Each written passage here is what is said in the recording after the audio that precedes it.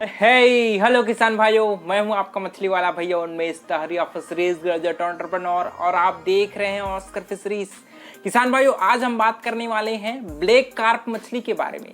देखिए, किसी भी मछली को जब हम लोग विदेश से इंडिया में उसको लाते हैं दोस्तों, तो उस मछली में कुछ ऐसी खासियत होती है जिसकी वजह से ही हम लोग उस मछली को अपने इंडिया में लाने के लिए राजी होते हैं और उसको आगे अदर और संख्या में अच्छे से फार्मिंग करते हैं।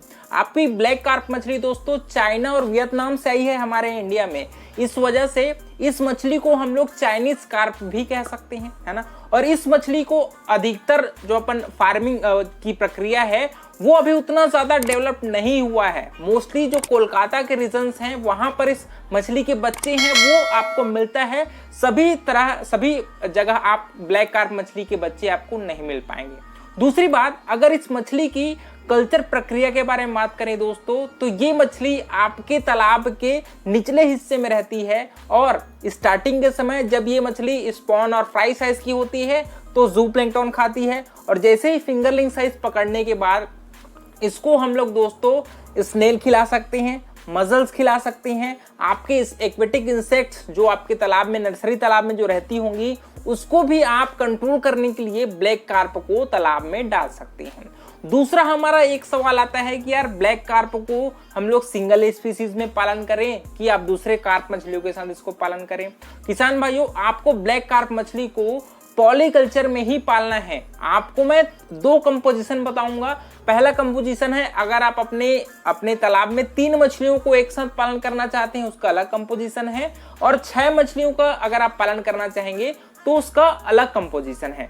अगर हम लोग कार्प मछलियों की बात करें तो अगर आप बिग हेड मछली और कॉमन कार्प मछली और उसके साथ अगर आप ब्लैक कार्प मछली का पालन करेंगे तो 3 स्पीसीज के हिसाब से सबसे बेहतरीन कंपोजिशन है वो आप जो मैंने बताया है, तीनों मछली, उसको आप अपने तालाब में डाल सकते हैं। लेकिन अगर आप 6 मछलियों को एक साथ तालाब में छोड़ना चाहेंगे दोस्तों, तो अपर फीडर में जो आता है आपका सिल्वर कार्प और आपका रोहू, मिडिल में आता है आपका कतला और आपका सिल्वर कार्प, और बॉटम में आता है आपका ब्लैक कार्प और ग्रास कार्प।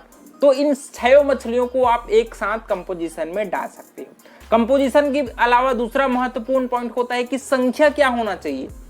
देखिए, कार्प मछलियों का एक थंब रूल है कि आपके अपर जो फीडर है दोस्तों उसको आप 30 से 40% डाल सकते हैं। मिडिल जो फीडर होता है, जो बीच में रहने वाली मछली होती है, उसको हम लोग 25 से 30% डालते हैं, और जो बॉटम फीडर है उसको 20 से 25% तक डाला जाता है ना।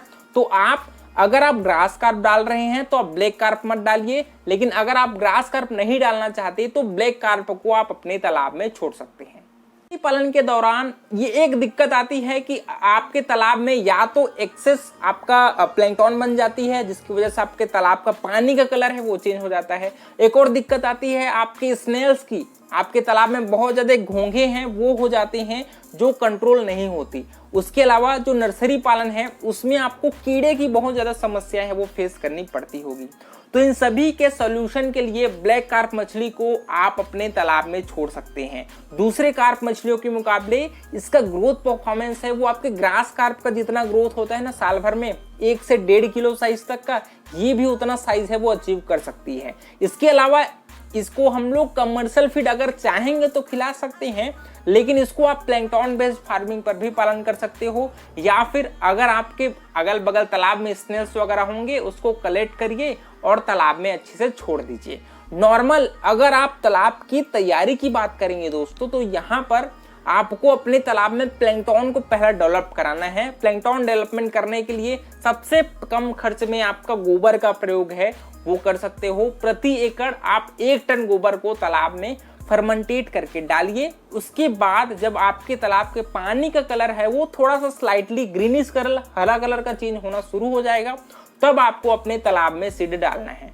अगर मैं 3 कंपोजिशन की बात करें तो प्रति एकड़ आपको अपने बच्चों में 5 से 5,500 बच्चे हैं वो आप अपने तालाब में छोड़ सकते हो, जिसमें आप अपने कतला बच्चे हैं उसको आप दोस्तों 3,000 तक छोड़िए, ब्लैक कार्प है उसको 1,000 छोड़िए, और साथ में आप जो बिग हेड कार्प आती है उसको आप दोस्तों 1,000 से 1,500 के बीच में छोड़ सकते हैं। दूसरी बात कि हर मछली को हम लोग उसके डिमांड के अकॉर्डिंग ही पालन करते हैं।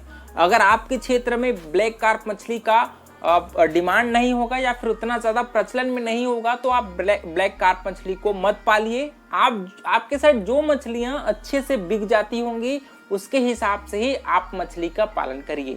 दूसरी बात कि आपके मार्केट साइज कैसा है, आपके मार्केट में कितने साइज के मछलियां हैं वो बिकती हैं, उतने साइज तक के ही मछली को आप बड़ा करके तालाब में छोड़िए, क्योंकि ये मछली हमारे 1 से 2 किलो साइज और जितना ज़्यादा दिन तक आप तालाब में रखेंगे उतना ज़्यादा ग्रोथ करती है।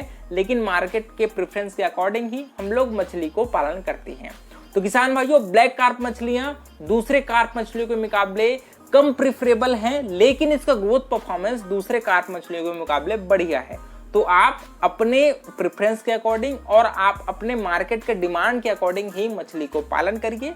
बाकी ब्लैक कार्प मछलियों में ज़्यादा कुछ नहीं है, ज़्यादा कुछ तरीके भी नहीं है कि उसको हम लोग और कुछ खिला करके जल्दी ग्रोथ कर लें।